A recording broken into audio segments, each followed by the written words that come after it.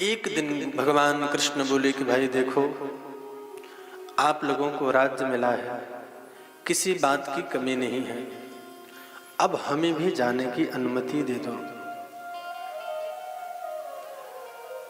पांडव बोले कि गोविंद जब ये बात कहते हो ना तो हृदय में ऐसा लगता है करोड़ों बाण लग गए हो, लेकिन क्या करें, द्वारकावासी भी तुम्हारा राह देखते होंगे।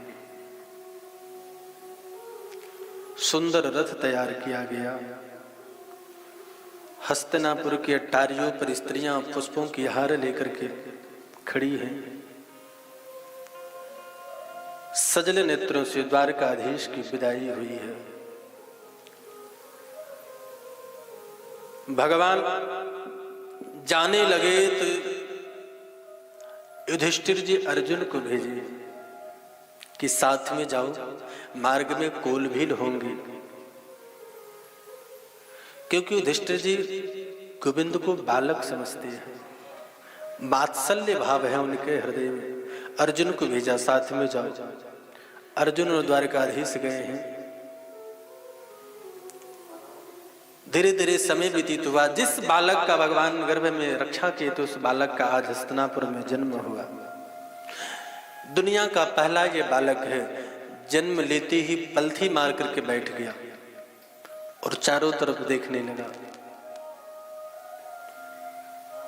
सबकी चेहरों में अपने गोविंद का चेहरा देख रहा है कि वो कौन है, वो कहां पर है जिसने गर्भ में आया था। भगवान की दुनिया में बनाई पहला परीक्षित है जिसने जन्म बाद में लिए और भगवान का दर्शन पहले कर लिया। गर्भ में ही भगवान का दर्शन हो गया। सब लोग बेचारे के लोग, ये बालक चारों तरफ देखता क्यों है। भगवान को पता चला, भगवान सुंदर सुंदर वस्त्र लेकर के आए हैं, उपहार दिया, और मेरी गोविंद को देख करके परीक्षित हंस पड़े कि यही तो है वो सांवला सरकार, यही तो है वो टेढ़ी टांग वाला। इसलिए मेरे गोविंद ने, कन्हैया ने उस पुत्र का नाम परीक्षित रखा। यही है परीक्षित। भगवान पुनः द्वारिका गए हैं। द्वारिका में ज्यादा दिन तक रही, अर्जुन भी साथ में रहे। समय बीतता रहा और यदुवंशी, वेदव्यास जी कहते हैं कि यदुवंशी आपस में लड़ करके मर गए। लगभग 99 लाख यदुवंशी थे। कथा आगे आएगी। भगवान का इतना बड़ा परिवार है। अजब यदुवंशी इतने बड़ा परिवार होगा, जिधर जाएं उधर ही तहलका मचा दे कि हम ज्यादा हैं, कोई हमसे टक्कर क्या लेगा। कम से कम 99 लाख यदुवंशी थे, आपस में लड़ गए। क्योंकि भगवान धर्म की स्थापना करते हैं। भगवान सोचे मैं बाहर धर्म की स्थापना करता हूं, मेरे घर में ही धर्म हो रहा है। भगवान ने यदुवंशियों को आपस में लड़ा दिया और आपस में लड़के मर गए। वही अर्जुन की गांडीव, वही कृष्ण, उन्हीं दोनों के सामने यदुवंशी मर गए। 10-15 यदुवंशी बचे होंगे, बाकी सब मर गए। उनके जाने के बाद भगवान कृष्ण भी अपने इस धराधाम को छोड़ करके अपने धाम को चले गए। अर्जुन वहां से वापिस आए। अर्जुन के गांडीव में वो शक्ति नहीं है, अर्जुन के मुखारविंद पर वो तेज नहीं है। मेरे भाई, अगर हम दुनिया में प्रकाशमान हैं तो केवल गोविंद के कारण। भगवान की अगर कृपा न हो तो हमारा कोई वैल्यू नहीं है। मान ही सब ही राम के नाते। हमारे जीवन में अगर सुख है तो उस सुखधाम के कारण। अर्जुन के गांडी में वो टंकार की शक्ति थी, गोविंद के कारण। गोविंद चले गए, अर्जुन की गांडी की शक्ति चली गई। बिजली हर घर में आती है, लेकिन हर घर बिजली घर नहीं है। बिजली घर एक है, एक बिजली घर होने से सबके घर में बिजली घर है। उसी तरह मेरे भाई परमात्मा एक है, वो आनंद घन एक है, उसके कारण हमारे जीवन में आनंद है। अगर वो जिस दिन सत्ता अपना हटा दे, उस दिन हमारी सत्ता किसी काम की नहीं। गोविंद चले गए, अर्जुन हस्तिनापुर आए।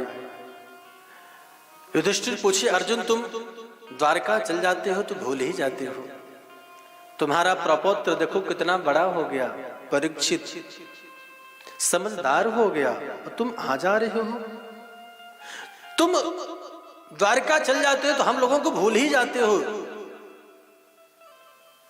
अर्जुन के नेत्रों से आंसू बह रहा है, कुछ कह नहीं पा रहे।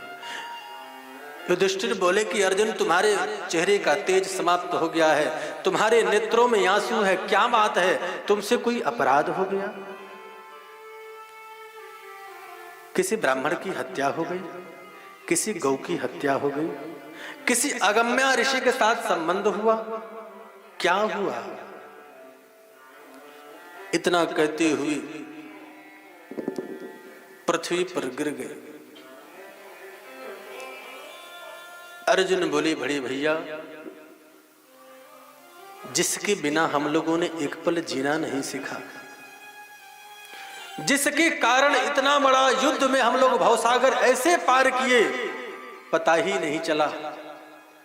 भीष्म पितामह द्रोणाचार्य ऐसे दिग्गज महारथी के सामने हम लोग खड़े थे, जिस महापुरुष के कारण, जिस परमात्मा के कारण आज वो परमात्मा आनंद घन हमको छोड़ करके चला गया। इस धराधाम को छोड़कर अपने लोक को चले गए। जैसे ही कुंती मां सुनी कि मेरा गोविंद इस धराधाम को छोड़ दिए, जैसे दशरथ जी महाराज राम राम कह करके अपने प्राण को त्याग दिए, कुंती मां तुरंत पृथ्वी पर धड़ाम पर गिरी और प्राणांत हो गया। एक पल भी नहीं जी। राम राम कही राम कही, राम राम कही राम। कृष्ण के बिना एक पल भी नहीं रही वो। पांचों पांडव नन्हे से बालक को परीक्षित पर गद्दी पर बिठाया और कहा, बेटा हम लोग कृष्ण के बिना एक पल इस दुनिया में नहीं रह सकते। हम लोगों को बचपन से सानिध्य भगवान का मिला है, अब वो नहीं तो हम लोग नहीं रह सकते हैं। बेटा इस गद्दी पर बैठ जाओ। परीक्षित बोले कि बाबा हम तो बहुत छोटे हैं, हमको छोड़कर आप सब कहां जा रहे हो? पांडव बोले, बेटा छोटा और बड़ा कोई महत्व की बात नहीं हो, जीवन में 3 बातें याद रखना, कभी मुश्किल नहीं आएगी। पहला बात कि आंखों के सामने कभी पाप होते मत देखना। आंखों के सामने अगर पाप होते दिखे तो डटकर मुकाबला करना, और शक्ति न हो तो नेत्र बंद करके चल जाना। दूसरी बात, शरण में अगर शत्रु भी आ जाए, तुम्हारा दुश्मन भी अगर तुम्हारे शरण में आ जाए तो उसे क्षमा कर देना। और तीसरी बात, अतिथि का सदा सत्कार करना। द्वार पर आया हुआ व्यक्ति भूखा नहीं जाना चाहिए, चाहे वो शत्रु ही क्यों ना हो, वो हमारा अतिथि है। ये 3 बातें जीवन में याद रखना, जीवन बदल जाएगा। और पांडवों की ये 3 बातें परीक्षित याद रखे, जीवन बदल गया मेरे भाई। परीक्षित जी बड़े हुए।